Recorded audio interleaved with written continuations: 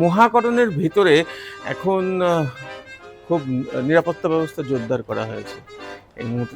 ফলে আমরা ভেতরে ঢুকেছি।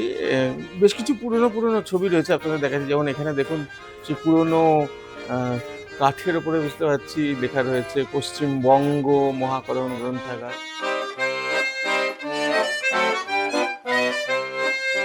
মুখ্যমন্ত্রীর ঘর, এখান দিয়েই যাওয়া যায়। দেখুন আমরা সেই বারান্দায় চলে এসেছি, যে বারান্দা থেকে সামনেটা দেখা যাচ্ছে। এইখানে নতুন করে সব একই রকম স্ট্রাকচার রাখা হয়েছে, কিন্তু সেই পুরনো স্ট্রাকচার, কিন্তু সেগুলো নতুন করে তৈরি করা হচ্ছে, নতুন রিস্ট্রাকচারিং করা হচ্ছে, সিমেন্ট দিয়ে বালি দিয়ে নতুন করে করা হচ্ছে। বহুদিন ধরেই হচ্ছে। এই যে বাইরেটা ঠিক মহাকরণের সামনেটা, আসুন দেখি।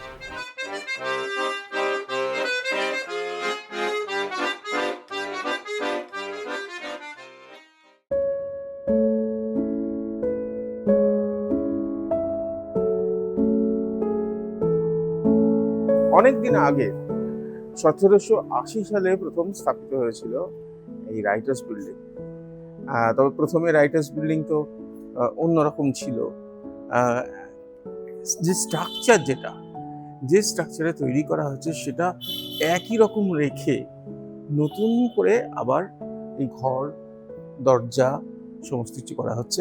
আসুন ভেতরে ঢুকে দেখি নতুন যে রাইটার্সের ভেতরে নতুন কি হয়েছে। দরজা জানলা সিমেন্টিং করা হয়েছে, এবং এর যে মেঝে হয়েছে, মেঝেতে মার্বেল বসানো হয়েছে। এই যে জানলাগুলো কিন্তু একই রকম রাখা হয়েছে।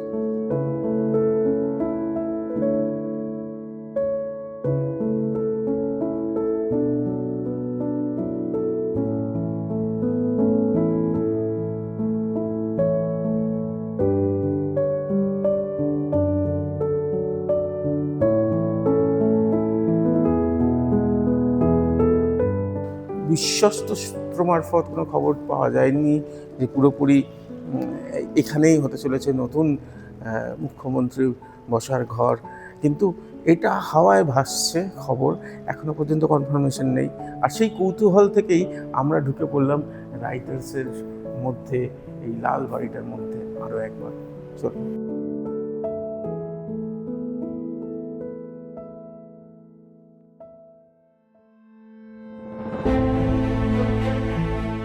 সামনের পরিচিত যে কাঁচের বড় বড় যে জানলাই বলবেন বা দরজা বলবেন, দেখুন এই ওপরে যে আর্চগুলো, সেই আর্চগুলো একই রকমভাবে রাখা হয়েছে। আর ওইদিকে এখনো লোহার স্ট্রাকচার করা রয়েছে। এই জায়গাটি দেখুন এখনো পর্যন্ত লোহার স্ট্রাকচার করা রয়েছে, অর্থাৎ সংস্কারের কাজ চলছে।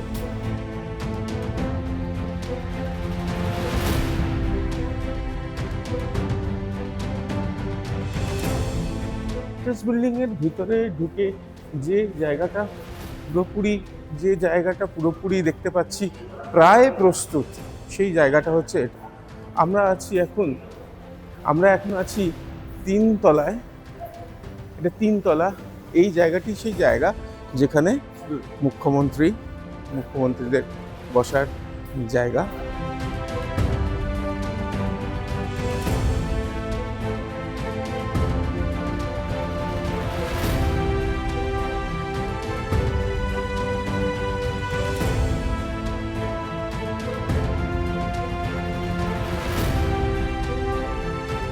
রাইটার্স বা মহাকরণ যাই বলুন না কেন, ওই লালবাড়িটার ইতিহাস এবং স্থাপন শৈলী কম নয়।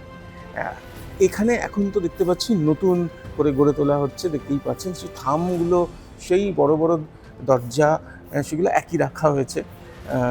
সুইচ বোর্ডগুলো একটু বদলে গিয়েছে, পুরনো সুইচ বোর্ড স্বাভাবিকভাবেই অন্য আমরা দেখেছি আগে। এই যে তলা দেখছেন, এই তলাটা কিন্তু 3 তলা। আর ঠিক এর নিচেই যেটা এখনো পুরোপুরি তৈরি হয়নি, সেটা 2 তলা, এবং সেখানেই মুখ্যমন্ত্রীরা যতদিন পর্যন্ত এখানে কাজ হয়েছে ততদিন পর্যন্ত মুখ্যমন্ত্রীদের ঘর কিন্তু ঠিক এর নিচেই। স্থাপন শৈলী যদি বলতে হয়, তাহলে একটু ইতিহাসের দিকে তাকাই। এখানে বরাদ্দ করা হয়েছিল 37,850 বর্গফুট মূল ভবনের জন্য। কলকাতায় নাকি এটাই প্রথম তিনতলা বাড়ি। রাইটার্স বিল্ডিংয়ে প্রথমে 19টি থাকার ঘর ছিল, ভবন ছিল। তবে এর শৈলীতে নাকি হতাশ হয়েছিলেন সেকালের ব্রিটিশ সমাজ। নতুন ভবনে যারা কাজ করবেন তাদের উপযুক্ত প্রশিক্ষণের জন্য সচেষ্ট ছিল ব্রিটিশরা। ইংল্যান্ড থেকে কাজ করতে আসা তরুণরা বাধা পাচ্ছিলেন ভাষার সমস্যার জন্য। সেই ভাষা প্রশিক্ষণের জন্য তৈরি হলো ফোর্ট উইলিয়াম কলেজ। কলেজ তৈরির মূল লক্ষ্যই ছিল রাইটার্স বিল্ডিংয়ের জন্য দক্ষ কর্মী প্রস্তুত করা। 1889 সালে ভবনটি গথিক স্থাপত্যের, দেখতেই পাচ্ছেন, দেখেই বুঝবেন, ছবির মতো সুন্দর গথিক স্থাপত্য। ভবনের সামনে একদম করিন্থীয় স্থাপত্য, নব্য রেনেসাঁ স্থাপত্য শৈলীর একটি উদাহরণ।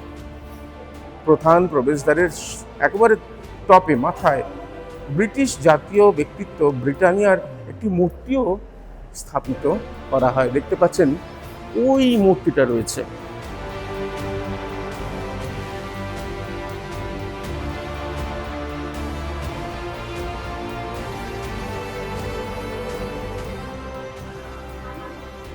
এল গ্রেকো রোমান স্থাপত্যের সঙ্গে রাইটার্স বিল্ডিং এর নির্মাণ শৈলীতে মিশে গিয়েছে ফরাসি নবজাগরণের প্রভাবও। ভবনের মাথায় রয়েছে প্রাচীন রোমান সভ্যতার জ্ঞান, যুদ্ধ, ন্যায়ের দেবী মিনার্ভার মূর্তি। এছাড়াও এই ভবনে আছে প্রাচীন গ্রিক সভ্যতার দেবদেবী জিউস, হারমিস, অ্যাথেনা ও দামেতের মূর্তি। তারা এখানে দাঁড়িয়ে আছেন যথাক্রমে বিচার, বাণিজ্য, বিজ্ঞান এবং কৃষির উন্মেষের প্রতীক হিসেবে।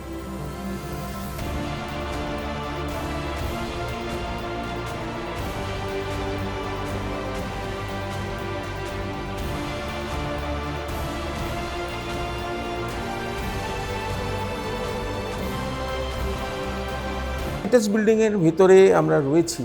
আমরা আছি তিনতলা থেকে দোতলায় নামছি। তিনতলার ছবিটা বুঝতেই পারছেন অনেকটা তৈরি হয়ে গিয়েছে। দোতলার ছবিটা এই কারণে গুরুত্বপূর্ণ, আমাদের সেই কৌতূহল রয়েছে, আপনাদেরও নিশ্চয়ই রয়েছে, একটু দেখব। লিফট তো দেখলেন, লিফট বন্ধ রয়েছে, কিন্তু লিফট পুরোপুরি তৈরি, যে কোনো সময় চালু করা যাবে। এই ছবিটা, এই তিনতলা থেকে দোতলায় নামছি আমরা। দোতলা সিঁড়ি এটা, দোতলাতে ওঠার সিঁড়ি এটা। স্বাভাবিকভাবে বুঝতে পারছেন যে এই জায়গাটি সবচেয়ে গুরুত্বপূর্ণ। তার কারণ এই সেই জায়গা যেখানে, দেখুন, এই সেই জায়গা যেখানে ডক্টর বিধানচন্দ্র রায়, প্রফুল্লচন্দ্র সেন এবং আরও অনেক মুখ্যমন্ত্রী, অজয় কুমার মুখোপাধ্যায়, সিদ্ধার্থ শঙ্কর রায়, জ্যোতি বসু, বুদ্ধদেব ভট্টাচার্য সবাই এসেছেন। সবাই এসে এই ঘরগুলিতে কিন্তু ব্যবহার হয়েছে। যদিও এখনো পর্যন্ত দেখলে সেগুলো কিন্তু সেই আগের ছবিটা বোঝা যায় না। তার কারণ ওপরের যে লোহার স্ট্রাকচার সেগুলো একই রয়েছে।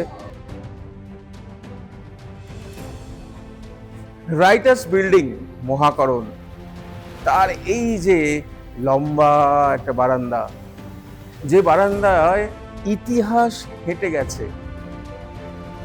ডান দিকে এখনো সেই পুরনো স্ট্রাকচার, আর বাঁদিকে, মানে আপনাদের ডান দিকে পুরনো স্ট্রাকচার, বাঁদিকে নতুন করে গড়ে উঠছে রাইটার্স বিল্ডিং এর দোতলা।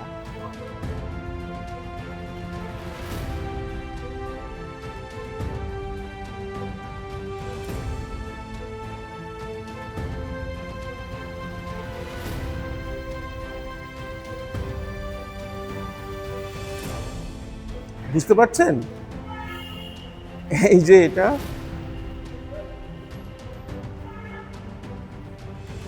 আমি জানি না, আমি সঠিক জানি না, বলতে পারবো না, কিন্তু আমার সঙ্গেই আমার ক্যামেরা বন্ধু, ও দৃষ্টি আকর্ষণ করলো রিক্তম, যে এটাই সেই গোল টেবিলটা না? এই গোল টেবিলের চারধারে বসে কত ডিসিশন হয়েছে। এটা যা অবস্থা দেখছি, এটা বোধ হয় এটার নতুন করে সংস্কার বোধহয় হচ্ছে না।